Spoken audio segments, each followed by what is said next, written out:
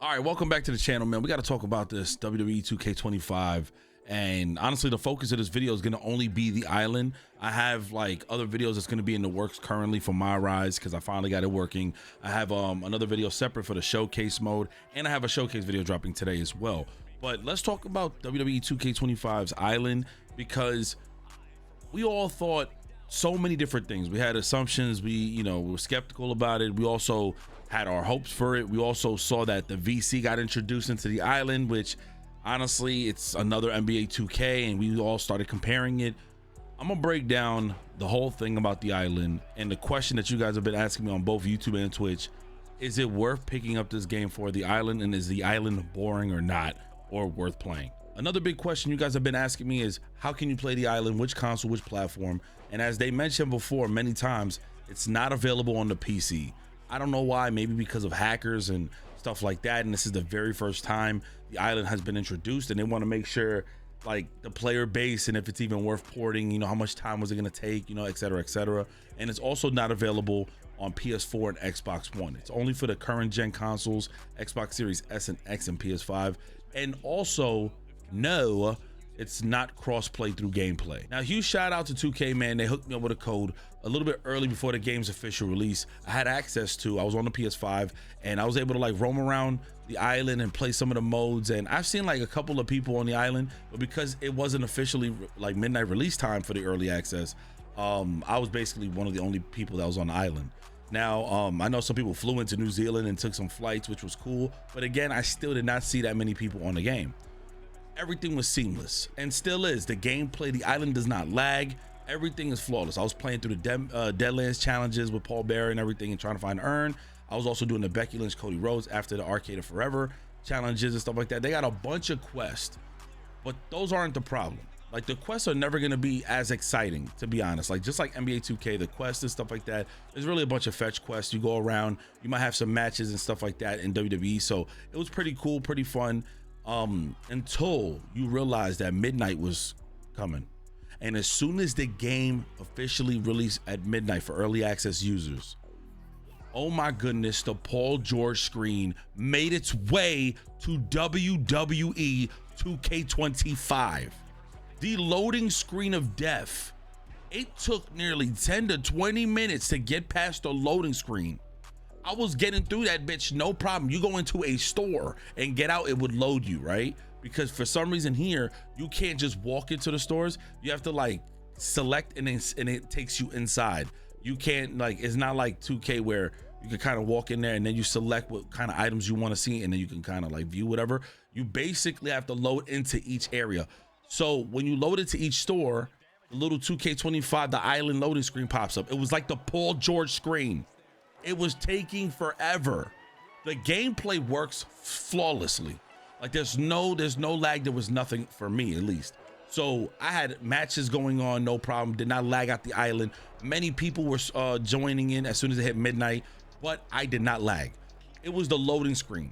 Now they dropped a patch and it fixed it. Honestly, it's working. So moving past that, I wanted to make it clear that after playing like 10 to 15 hours of the island, I can tell you that if you're gonna ask me if it's worth purchasing for the island itself, absolutely not. This is a step in the right direction. The concept is amazing. You're on an island. Roman Reigns is, island of relevancy. You're doing a bunch of quests to see if you can earn a contract for the WWE. So you're going around doing a whole bunch of quests. That involvement has nothing to do with anyone that's online. You just basically going up against CPU in this case, right? So that's dope. But I think we all had an expectation that's really not there. There is no 2v2s as far as I'm concerned. There's no 3v3s. I haven't came across any of that. There's only 1v1 PvPs, meaning when you go into each little section, enter in whichever temple or building, like the Deadlands building, or you go to the Temple Ancestors or whatever, you can only really do 1v1s, and you can't like see a bunch of opponents by a ring and whatever. You can see who's nearby and then add them to a match. So it's a little bit confusing, but also very bare bones. I'm probably gonna say bare bones a lot in this video. So there's no 2v2s, 3v3s, tornado tags, only with the CPU. The CPU, you might get a fatal 4-way, Hell in a Cell, tag team matches, triple threats. You're gonna get all that stuff.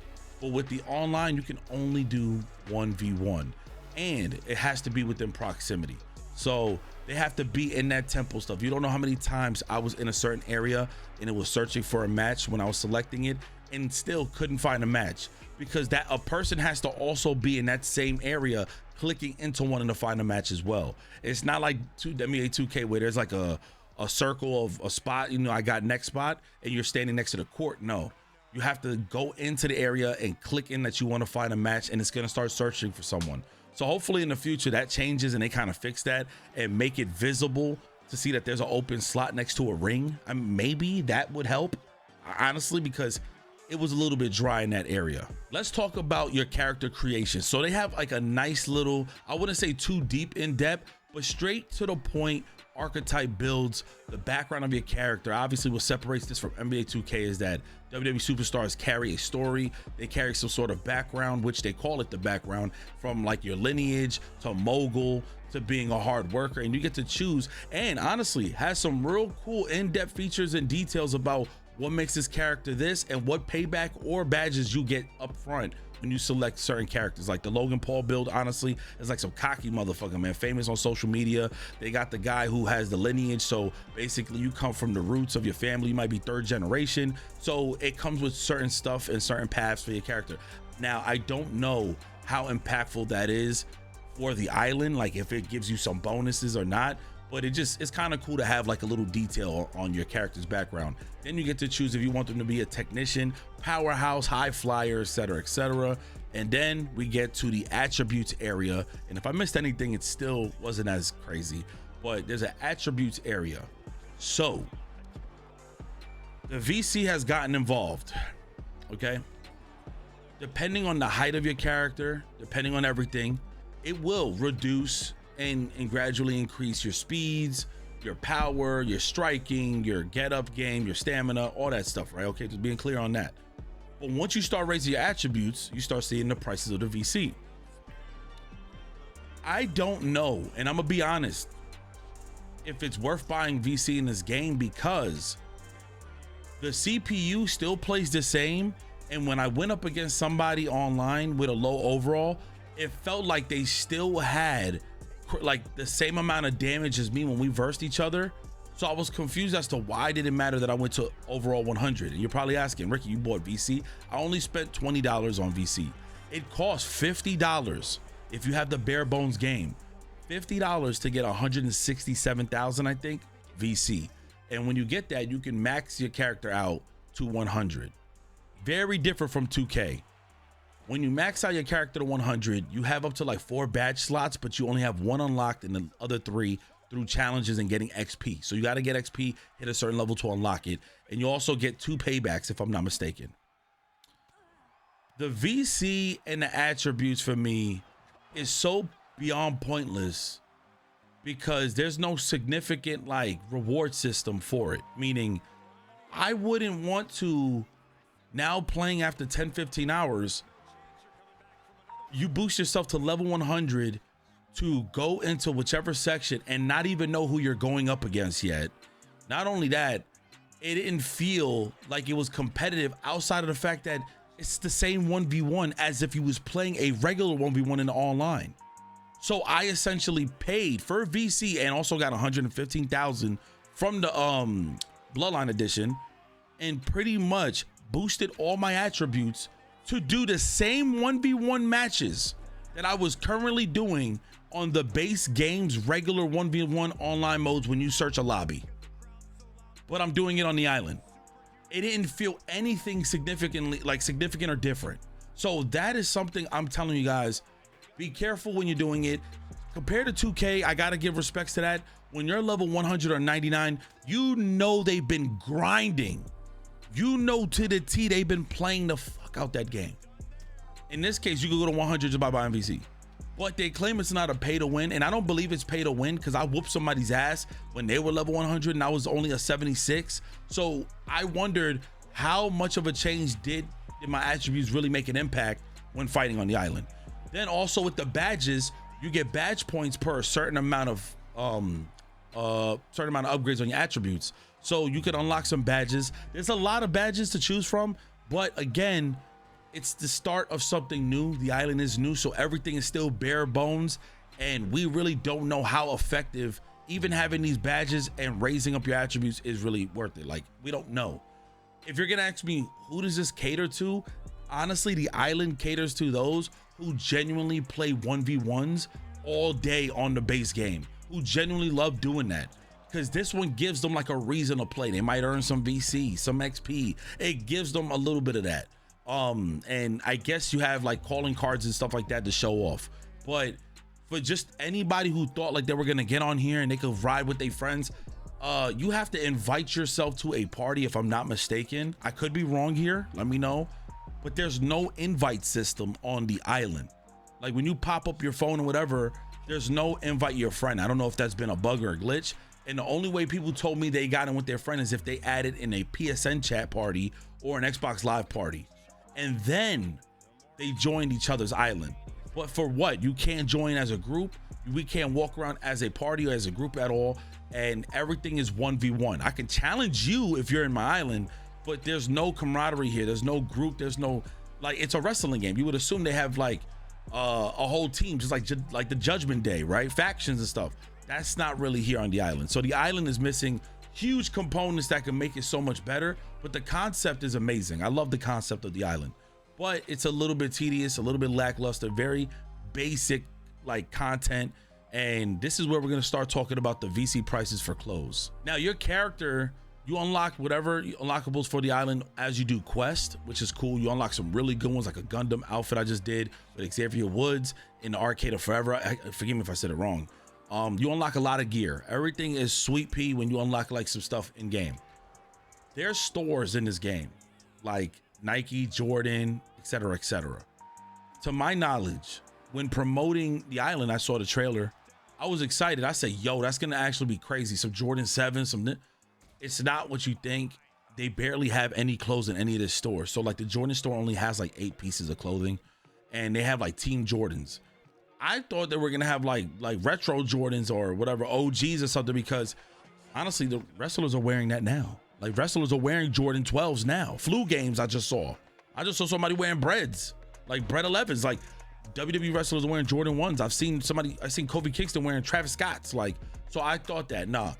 For Nike, they got Air Force 1s in black and white, but the gear, everything is very just like generic. It feels like generic clothing, but it's patched with a name brand behind it.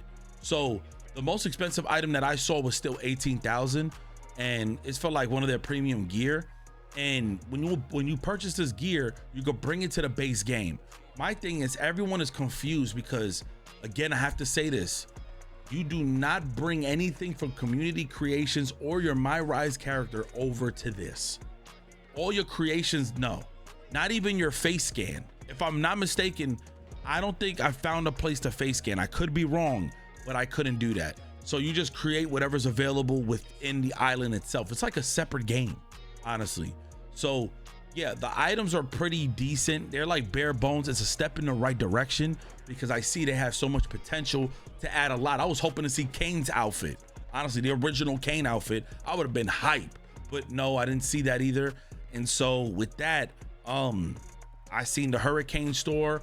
R-Truth got his thing going on. Draporium, which is Becky Lynch and Seth Rollins, they got their store, but I haven't seen anything that was like really that stood out. Like there's more stuff in the creation suite or when you creating your character than they have here. And I wish they would have allowed you to have way more on the free creations on here to kind of hold us off until you guys maybe drop more content for us, because again, every store is very bare bones. I can't express that enough. Now, quickly going back to the VC prices, they're not that expensive, but it makes sense. There's not that much content in here, and I believe that if they had like put the VC prices at an all-time high, like the same prices of 2K, like the earnings, and it's probably the same prices honestly, but the only difference is it takes so much to like level up on 2K versus like WWE 2K.